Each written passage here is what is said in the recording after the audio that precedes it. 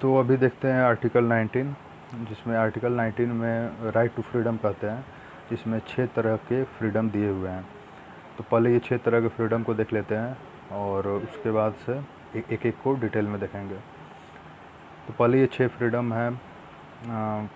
पहले तो 7 इसमें था। राइट टू प्रॉपर्टी भी था एक freedom, right to acquire property, but इसको 44th अमेंडमेंट 1978 में इसको हटा दिया गया। अब ये राइट टू प्रॉपर्टी चला गया लीगल राइट में। तो अभी 6 राइट हैं। पहला है कि ये freedom of speech and expression. पहले तो स्पीच और एक्सप्रेशन, अपना जो भी ओपिनियन है, खुद को सेल्फ एक्सप्रेस करने का आप कैसे भी कर सकते हैं, पेंटिंग बना के, स्पीच से लिख करके, बोल करके, कैसे भी। सेकेंड में है कि पीसफुली असेंबल होना, जैसे कहीं पे रास्ते में गए, किसी कुछ 3-4 लोग ग्रुप बना के खड़े हैं, बात कर रहे हैं, किसी घर मिलने गए, तो ऐसे करके आप साथ में खड़े होकर बात कर रहे हैं, ये असेंबली हो गया। पीसफुल असेंबली विदाउट आर्म्स, बिना आर्म्स के आप कहीं भी असेंबल कर सकते हैं। उसके बाद थर्ड है कि अब असेंबल जब हो ही गए हैं तो तीसरा भी राइट चाहिए, राइट टू एसोसिएशन। अब साथ में अब खड़े होकर बातचीत कर रहे हैं तो ये भी राइट चाहिए कि आप असेंबली बना, ये एसोसिएशन बना लें कोई मिल करके। एक तरह के विचार आप लोगों के हैं, कुछ लोगों के 10 लोग, 20 लोग, 50-100 कितने भी लोग हों, तो एक एसोसिएशन ऑर्गेनाइजेशन टाइप के बना सकते हैं। इंडिया में बहुत सारे एसोसिएशन चल ही रहे हैं। फोर्थ जो है वो फ्रीडम है कि इंडिया में कहीं भी आप घूम सकते हैं, फ्रीली घूमने जा सकते हैं। उसमें कोई आपको रोक टोक, वीज़ा नहीं दिखाना होगा, कोई कागज़ नहीं दिखाना होगा, आराम से आप घूम सकते हैं। फिफ्थ है कि अब जब घूमने चले ही गए हैं तो पांचवा अधिकार भी राइट मिलना ही चाहिए। तो पांचवा राइट ये देता है कि आप वहाँ रेसिडेंस भी बन सकते हैं, इंडिया में कहीं भी रेसिडेंस परमानेंटली या टेम्पोररी रह सकते हैं वहाँ पे। आपको कोई रोकने नहीं जा रहा है, स्टेट आपको नहीं रोकने जा रहा है। इंडिविजुअल अगर रोके, मकान मालिक कुछ बोले तो वो अलग मैटर है। तो फिर 6 राइट जो है वो है कि अब आप जब आप रेसिडेंस भी कर ही लिए हैं इंडिया में, कहीं भी जब घर बना ही लिए हैं, तो उसके बाद आपको क्या चाहिए, कमाने के लिए रोज़गार चाहिए, प्रोफेशन। तो 6 राइट दिया जाता है कि कोई भी प्रोफेशन आप चूज़ कर सकते हैं, उसका अधिकार आपको स्टेट देता है। स्टेट आपको मना नहीं करेगा कि आप डॉक्टर क्यों बने, आप IAS क्यों बने, ये आपको स्टेट रोकने नहीं जाएगा। कोई भी प्रोफेशन चुनने का अधिकार आपको है। जैसे 3 इडियट में है, जिस चीज़ में आपका इंटरेस्ट हो वो आप करें।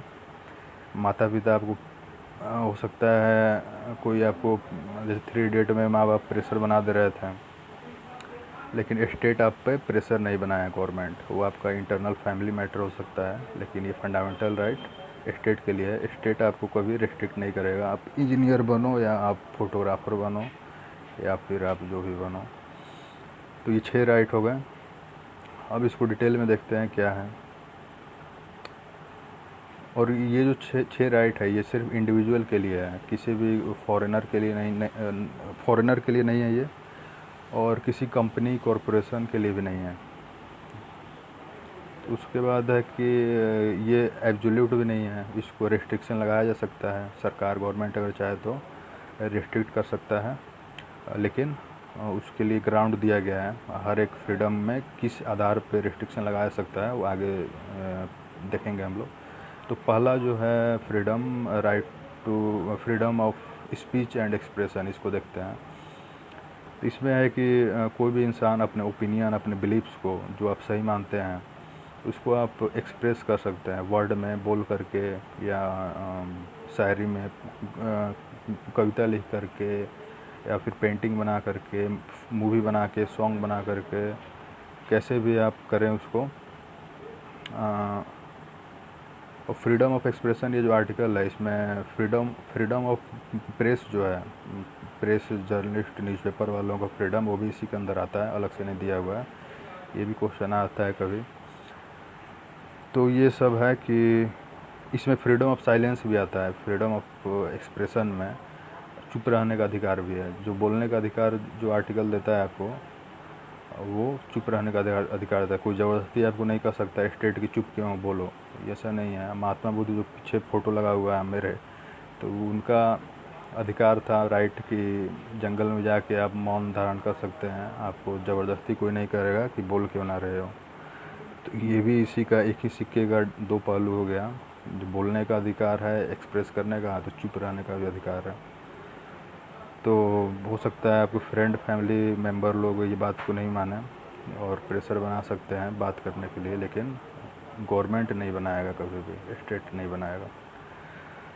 अब उसके बाद है कि एडवर्टाइजमेंट करने का फ्रीडम भी इसी में आता है। टेलीफोनिक कन्वर्सेशन, आप टेलीफोन पे बात कर रहे हैं, मैसेज, आजकल सोशल मीडिया, व्हाट्सअप, ये सब भी उसी का भाग हो गया। तो उसमें स्टेट आपको रोक नहीं लगा सकता है। टेलीकास्ट करना, न्यूज टीवी पे चैनल आता है उसको दिखाना, गवर्नमेंट, तो ये सब चीज़ हो गया इसमें।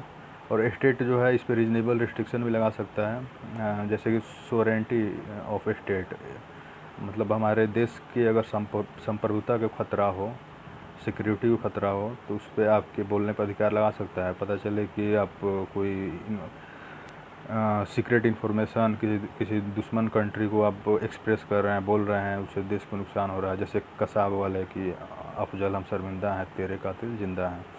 तो वो भी फ्रीडम ऑफ एक्सप्रेशन वो लगा रहे थे, लेकिन इंडियन सिक्योरिटी के लिए खतरा था वो। अब इसीलिए उस पर जो लोग लगाए थे उनके ऊपर क्या लग गया, वो सिटीजन चार्ज, मतलब देशद्रोह का मुकदमा केस चले गया उन पर। उसके बाद है कि किसी कंट्री के प्रति से अगर फ्रेंडली रिलेशन रखना है, उसके प्रति कोई भड़का रहा है, वो भी सिक्के का दूसरा पहलू ये है। अगर कोई दुश्मन कंट्री का सपोर्ट कर रहा है तो वो देश की सिक्योरिटी के खिलाफ है। अगर कोई जानबूझ के झगड़ा फंसा रहा है, जैसे चाइना से अभी बॉर्डर कुछ विवाद हो रहा है, तो राहुल गांधी ट्विटर पे लिख रहे हैं और उसको भड़काने का काम अगर कोई कर रहा है तो उसको भी गलत माना जाएगा। रिस्ट्रिक्शन लगाया जा सकता है सुप्रीम कोर्ट। किसी कंट्री के साथ अब छोटा मोटा विवाद चल रहा है, वो बॉर्डर पे डिस्प्यूट, और गवर्नमेंट उसको मैनेज करने में लगा हुआ है, आर्मी लगा हुआ है, कैसे शांति से सब निपट जाए। और अगर कुछ लोग मीडिया में खुलेआम अगर चाइना को गाली देते रहें और फ्रेंडली रिलेशनशिप जो है चाइना या किसी भी फॉरेन कंट्री के साथ, उसको अगर ख़राब कर रहे हैं आप अपने एक्सप्रेस करके अपने ओपिनियन को, तो उस पर रेस्ट्रिक्शन लगाया जा सकता है। उसके बाद पब्लिक ऑर्डर, डिसेंसी, मोरालिटी के लिए, अगर मोरालिटी में अच्छा नहीं लग रहा है, डिसेंसी नहीं है, अब्यूज करना, गाली देना, ये सब चीज़ का है, अगर कंटेम्प्ट ऑफ कोर्ट, मानहानि का मुकदमा लग जाता है किसी पे, तो ये सब कोर्ट, सुप्रीम कोर्ट का या हाई कोर्ट, किसी कोर्ट के खिलाफ आप कुछ बोल दे रहे हैं तो कंटेम्प्ट ऑफ कोर्ट लग जाएगा। डिफेमेशन, केजरीवाल पे कितने डिफेमेशन चार्ज लगे थे, तो ये भी है, इस एक्सेप्शन में आएगा। तो ये हो गया पहला हम लोग का freedom of speech and expression. Second देखते हैं freedom of assembly. Freedom of assembly है कि बिना आर्म्स का, बिना किसी हथियार के आप कहीं भी असेंबल हो सकते हैं। पब्लिक मीटिंग होता है, डेमोन्स्ट्रेशन होता है कि एक बैनर लेकर के आप अपनी बात को, जैसे शिक्षकों को, प्रोफेसर को परमानेंट किया जाए दिल्ली यूनिवर्सिटी में, तो एक बैनर लेके पीसफुली एक मार्च निकला, रोड पे, सड़क पे निकला वीसी के ऑफिस तक, तो उसमें आप भाग ले लिए पीसफुली, तो उसमें ये आपका अधिकार है, राइट है। तो इसमें है कि लेकिन इसमें भी अगर रोक लगाया जा सकता है, अगर वो वायलेंट नहीं होना चाहिए, डिसऑर्डरली नहीं होना चाहिए कि आप ट्रैफिक जाम कर दें, कुछ कर दें, पब्लिक पीस बनाए रखना चाहिए, राइट नहीं होना चाहिए। जैसे कि राइट हो गया ये कॉन्स्टिट्यूशन, ये सिटीजनशिप अमेंडमेंट बिल पे जो शाहीन बाग वाला मैटर, तो ये जो है इस पे रोक लगाया सकता है। जब देखा जाए दंगा भड़कने का अगर चांस हो तो उस पर गवर्नमेंट, सुप्रीम कोर्ट इस पर रोक लगा सकता है असेंबली पे। एक्सेप्शन, रीजनेबल रिस्ट्रिक्शन, ये सब हैं, ये सब भी ज़रूरी हैं शांति बनाए रखने के लिए। तो उसके बाद है कि अब क्या क्या सरकार कर सकता है। तो आर्टिकल 144 रिस्ट्रिक्शन के लिए एक आर्टिकल 144 है, नहीं आर्टिकल नहीं, ये क्रिमिनल प्रोसीड्यूर कोड जो होता है वो है सेक्शन 144 का धारा के तहत, और एक सेक्शन 141 इंडियन पेनल कोड। तो 144 जो है वो रोकता है आप धरना प्रदर्शन करने से। अगर देखता है कि अगर दंगा होने का चांस है, किसी के मरने की संभावना है, ह्यूमन लाइफ का सेफ्टी सिक्योरिटी ये सब को देखते हुए मजिस्ट्रेट चाहे तो ये कर सकता है कि ये धरना प्रदर्शन आंदोलन नहीं होगा। 144 ये हो गया सेक्शन 144। सेक्शन 141 जो है वो कहता है कि 5 लोग से ज़्यादा अगर असेंबल होंगे एक जगह पे तो वो अनलॉफुल माना जाएगा, उनको अरेस्ट कर दे डिटेन कर लिया जाएगा, अरेस्ट कर लिया जाएगा, जैसे कि बहुत बार होता ही है दिल्ली में भी। तो ये दो है रीजनेबल रिस्ट्रिक्शन। तो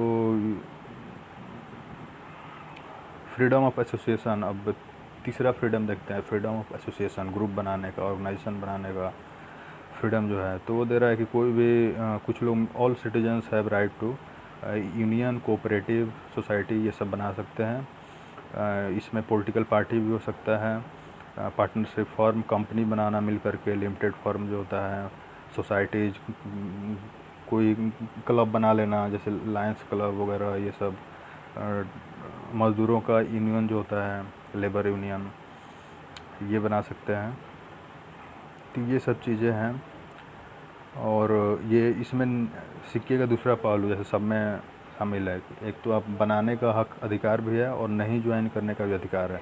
अगर किसी कंपनी में आप काम कर रहे हैं, लोग एसोसिएशन बना लिए आप, तो हर एक चीज़ का एसोसिएशन है, आईएएस एसोसिएशन है, तो आप कोई फोर्स नहीं कर सकता है कि आप आईएएस एसोसिएशन में आपको ज्वाइन करना ही है, या लेबर यूनियन में, लेबर में आप हैं, आप कह सकते, आपका ये भी राइट है कि ज्वाइन नहीं करना, आपको कोई फोर्स नहीं करेगा, आप सुप्रीम कोर्ट जा सकते हैं अगर आपको फंडामेंटल राइट को वायलेशन हो रहा है। तो रीजनेबल रिस्ट्रिक्शन में वही चीज़ें लगाया जा सकता है कि किस आधार पर लगाया जा सकता है, अगर सोवरेनिटी और इंटीग्रिटी ऑफ इंडिया को खतरा हो, पब्लिक ऑर्डर, मोरालिटी, सिक्योरिटी, ये सब चीज़ का अगर खतरा हो तो लगाया जा सकता है। सुप्रीम कोर्ट ने ये भी कहा है कि ये जो राइट टू फॉर्म एसोसिएशन है, इसका मतलब ये नहीं है कि जो लेबर यूनियन है इन लोगों को गारंटी नहीं देता है कि कभी भी चाहे तो बार्गेनिंग के लिए यूनियन बना ले, स्ट्राइक कर दें, स्ट्राइक करने का ये अधिकार नहीं देता है।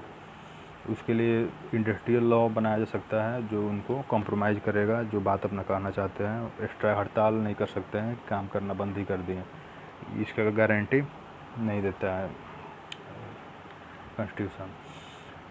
फ्रीडम ऑफ मूवमेंट, अभी ये हो गया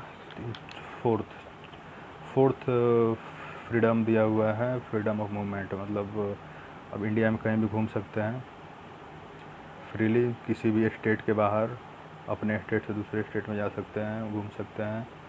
और ये इसलिए किया गया है कि इससे नेशनलिज्म की भावना आएगी, राष्ट्रीयता की भावना आएगी।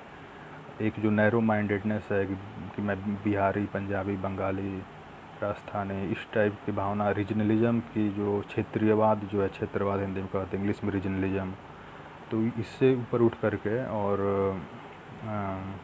एक हम लोग सभी भारतवासी इंडियन हैं और एक नेशनलिज्म की फीलिंग के लिए ये दिया गया है कि कोई कहीं भी आ जा सकता है। अब इसमें है कि जैसे कि चक दे इंडिया में एक डायलॉग था कि पूछ रहा है कि सबसे कि तुम कहाँ से हो, तो पंजाब से, तुम कहाँ से हो, बंगाल से, तुम कहाँ से हो, झारखंड से। तो उसमें एक लड़की बोली है कि कहाँ से हो, तो आई एम फ्रॉम इंडिया। तो वो बोला है कि सबको हटा दिया है, बोला है कि सिर्फ मैं यही सुनना चाहता हूँ कि इंडिया से हूँ और कहीं से नहीं। तो इसी फीलिंग के लिए ये फ्रीडम दिया हुआ है। लेकिन इसमें भी रीजनेबल रिस्ट्रिक्शन है कि आपकी कोई शेड्यूल एरिया हो, शेड्यूल कास्ट से शेड्यूल्ड क्या बोलते हैं वो आदिवासी लोगों का एरिया कोई हो, तो उन लोगों के जगह को, अगर कल्चर थोड़ा अलग टाइप का होता है, उन लोगों का कल्चर, उन लोग का लैंग्वेज अलग होता है, तो उसको अगर माइनॉरिटी मतलब ख़तरा अगर दिख रहा है तो सुप्रीम कोर्ट रिस्ट्रिक्ट कर सकता है, यहाँ कोई बाहर ही नहीं जा सकता है, किसी को जाने से रोक लगा सकता है, या फिर वहाँ प्रॉपर्टी खरीदने से मना कर सकता है। जैसे झारखंड में आदिवासी लोगों का ज़मीन खरीदना मना है किसी बाहरी लोगों के लिए, तो इसीलिए बनाया गया है कि उन लोगों को अपना एक पहचान ख़तरे में था, इसलिए उसको बचाने के लिए रीजनेबल रिस्ट्रिक्शन है, ये भी लगाया जा सकता है। अब सुप्रीम कोर्ट ये भी कहता है कि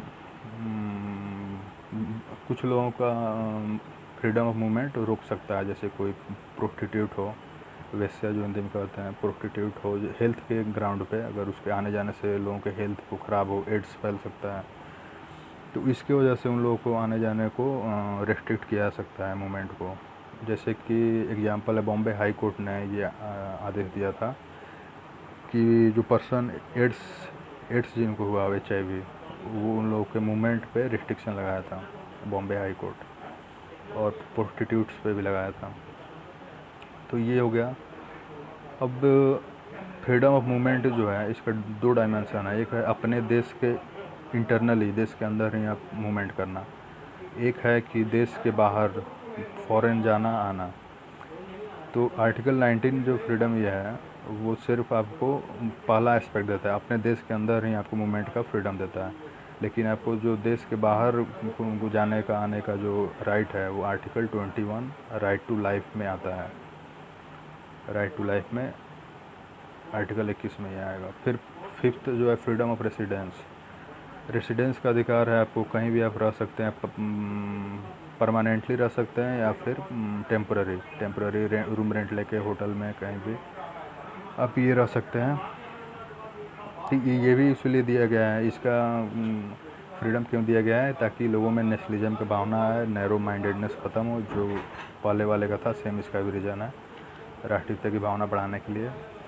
और जो रिस्ट्रिक्शन पहले वाले का था फ्रीडम ऑफ मूवमेंट का, फ्रीडम ऑफ रेसिडेंस का भी रीजनेबल रिस्ट्रिक्शन सेम ही है, कि अगर कोई शेड्यूल्ड आदिवासी लोगों का एरिया हो, शेड्यूल्ड एरिया, तो उसमें जो है अगर जिन लोगों का डिस्टिंक्टिव कल्चर, लैंग्वेज ये सब हो, तो वहाँ पे आपको घर लेने से, प्रॉपर्टी रहने से, रहने से मना किया जा सकता है, पहले वाले की तरह ही सेम है। उसके बाद सुप्रीम कोर्ट ये भी कहा है कि प्रोस्टिट्यूट हो या हैबिचुअल ऑफेंडर, जो मतलब जिस पे बहुत सारे केस चल रहा है, क्रिमिनल हो या फिर हैबिचुअल ऑफेंड करने का हैबिट हो, उसको उन लोगों को रेस्ट्रिक्ट किया जा सकता है कहीं भी जाने से। राइट टू मूवमेंट ओवरलैपिंग, तो ये देख सकते हैं कि राइट टू रेसिडेंस और राइट टू मूवमेंट जो है लगभग मिलता जुलता है, दोनों का जो भी चीज़ है वो। और फ्रीडम ऑफ प्रोफेशन, अब लास्ट एक है 6 फ्रीडम, इसमें है कि इन फ्रीडम ऑफ प्रोफेशन को एक बहुत ही एक ब्रॉड सेंस में लिया गया है इसमें, कि अपने लाइवलीहुड के लिए, अपने जीविका के लिए, लाइवलीहुड मतलब जीविका के लिए आप जो भी करें वो सब को माना जाएगा, प्रोफेशन में माना जाएगा। अपने अर्निंग के लिए, अपने फैमिली के लिए जो भी आप कर रहे हैं वो प्रोफेशन में माना जाएगा। बिजनेस, व्यापार, ऑक्यूपेशन, स्टेट इस पर कोई रिस्ट्रिक्शन नहीं लगाएगा। फिर यह है कि स्टेट रिस्ट्रिक्शन कब लगा सकता है, अगर कोई टेक्निकल क्वालिफ़िकेशन लगा सकता है, अगर ये इस प्रोफेशन में जाने के लिए आपको ये क्वालिफ़िकेशन होना चाहिए, टेक्निकल या ग्रेजुएट होना चाहिए, मास्टर डिग्री होना चाहिए, बीटेक वगैरह, ये अलाउ है लगाना रिस्ट्रिक्शन, क्योंकि ये मजबूरी है, ज़रूरी भी है। उसके बाद दूसरा रिस्ट्रिक्शन ये लगाया जा सकता है कि आप कोई बिजनेस वगैरह करना चाहते हैं, तो उसमें जो है गवर्नमेंट जो है खुद का मतलब कर सकता है, मोनोपोली कर सकता है। जैसे पहले गवर्नमेंट के, जैसे अभी है न्यूक्लियर टेक्नोलॉजी जो है, न्यूक्लियर प्लांट बनाना, ये सिर्फ गवर्नमेंट के अधिकार में है। या फिर रेलवे चलाना, कोई इंसान का एक नहीं, मैं रेलवे चला दूंगा, न्यूक्लियर एनर्जी मैं खुद बनाऊंगा, इस पे रिस्ट्रिक्शन है। कुछ चीज़ें हैं जो गवर्नमेंट अपने अधिकार में लिया है, किसी भी इंडिविजुअल के वो काम नहीं कर सकता है, गवर्नमेंट ही सिर्फ करेगा, क्योंकि वो सेंसिटिव मैटर है। जैसे आर्मी का हो गया, हथियार वगैरह बनाना, ये सब कुछ चीज़ें हैं। तो ये सब अब तो बहुत कम हो गया है। 1991 के जो इकोनॉमिक रिफॉर्म हुआ, तो अब तो ओपन हो गया है। बस दो तीन चीज़ हैं जो कि गवर्नमेंट के मोनोपोली अधिकार उस पर है, बाकी सब तो फ्री हो गया है, कोई भी कर सकता है, लेकिन गवर्नमेंट भी उसमें कम्पीट कर सकता है। फिर इसमें है कि प्रोफेशन का मतलब ये नहीं हुआ कि आप मतलब कितना भी घटिया प्रोफेशन कर लें, प्रोस्टिट्यूट इमोरल चीज़ करने का अधिकार नहीं है, जिसमें मोरलिटी नहीं हो।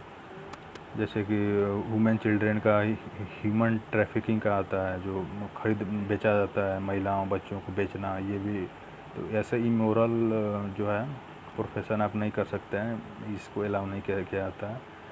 और जो डेंजरस हैं, जैसे डेंजरस कुछ प्रोफेशन है, उस पर भी अधिकार नहीं है, रिस्ट्रिक्शन लगा सकता है। एक्सप्लोसिव बनाना है, जैसे बम बनाया जाता है वो एक्सप्लोसिव, तो उसमें रिस्ट्रिक्शन लगाया सकता है कि जैसे 18 साल से कम का कोई नहीं कर सकता है, इस टाइप का कुछ रिस्ट्रिक्शन, या फिर एक्सपर्ट जो है वहीं करेगा, इस टाइप का है। तो गवर्नमेंट उसको रोक भी सकता है या फिर लाइसेंस के द्वारा रेगुलेट भी कर सकता है जो हार्मफुल प्रोफेशन है उनको। तो ये हम लोग देख लिए 6 प्रोफेशन। अब अगले वीडियो में देखेंगे आर्टिकल 20। अगर वीडियो आपको अच्छा लग रहा हो तो प्लीज़ सब्सक्राइब करें, जिससे मैं और भी अच्छा वीडियो आगे बना सकूं, और ताकि मेरा भी कॉन्फिडेंस बढ़े कि अच्छा वीडियो बनाने का। सब्सक्राइब करें और शेयर करें, जो भी लोग यूपीएससी का तैयारी कर रहे हों, यूपीएससी स्टेट पीसीएस का, शेयर भी करें, ताकि 100 तक तो मैं करने का टारगेट अभी रखा हूँ 1-2 दिन में। Okay bye. जय हनुमान, जय माँ सरस्वती।